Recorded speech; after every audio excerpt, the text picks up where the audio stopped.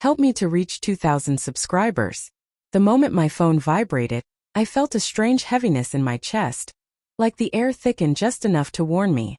I picked it up expecting something ordinary, something harmless. Instead, I stared at a message that sliced through me with a cold, surgical precision. Going on a trip with your boss. Be back in a few days.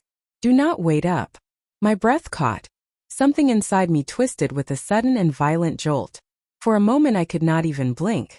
It felt like the room dimmed, collapsing inward, leaving me floating in the blur of disbelief. My boss. Her trip. My silence. A slow burn spread behind my ribs. Fear mixed with a sting of betrayal I was terrified to name. I tried to swallow, tried to breathe, tried to steady myself against the counter, but everything trembled beneath my palm. She had never mentioned a work trip. Not once. And she certainly had never mentioned going anywhere with him. I texted back only one word. When? Her reply came too fast. Just decided. Need some time away. Time away from what? Or from whom? The question echoed inside my skull until my heartbeat drowned everything else out. I walked to the living room window and stared out at the streetlights glowing against the darkening sky. My thoughts spun in messy circles, clashing with memories that suddenly hurt to touch. The late nights she claimed were stressful. The sudden interest in new clothes. The quiet smile she thought I did not notice when her phone chimed after midnight. I had rationalized every one of them, softened them with excuses because I loved her and I wanted to believe she still loved me too. But now those tiny doubts grew teeth. I called her. She did not answer. I tried again. Nothing. Hours crawled by with agonizing slowness. My mind replayed our last conversation, searching for some hidden meaning, some sign I had missed. It felt like I was sinking deeper into a cold, dark pool of dread. Then everything shattered at once. My phone rang. Her friend's name flashed. The moment I answered, the frantic shaking in her voice pierced through me. She said my wife was not on any work trip. She was not with any colleagues. She was not with anyone from the office. Instead, she had stormed out earlier, her face flushed, her hands trembling as she shoved a small suitcase into the back of her car. And she was not alone. The man with her was not my boss. He was someone I had never met. Someone she had been quietly seeing for months.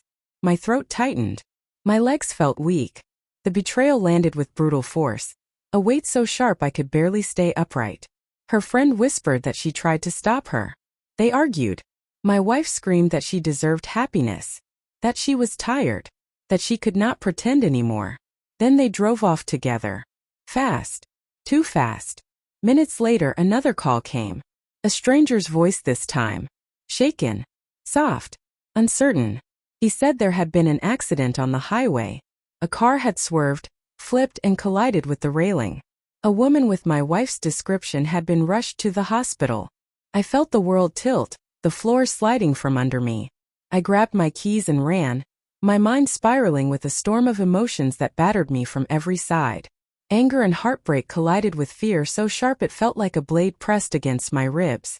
At the hospital, the fluorescent lights cast pale shadows across the waiting room. The smell of disinfectant stung my nose. I sat there trembling, trying to piece together the fragments of a life that had collapsed in a single night. When the doctor finally approached, the expression on his face told me everything before he even spoke. She survived. She would recover. But her companion had not. I closed my eyes. A wave of conflicting emotions surged through me. Relief tangled with grief for something that had already died long before the accident. My trust. Our love. The foundation of everything we once were. When I entered her room, she looked at me with eyes swollen and terrified. Her voice broke the silence with a trembling whisper. I did not mean for any of this to happen. I stood there, my heart aching with a pain that reached deep into places I had never known existed. I wanted to scream. I wanted to walk away. Instead, I spoke the truth that had crystallized painfully inside me. You already destroyed us long before tonight. The crash just showed where we finally landed. Her face crumpled. And mine stayed still, cold, steady. Because sometimes the real impact does not come from the moment metal hits metal. It comes from the moment a heart finally breaks.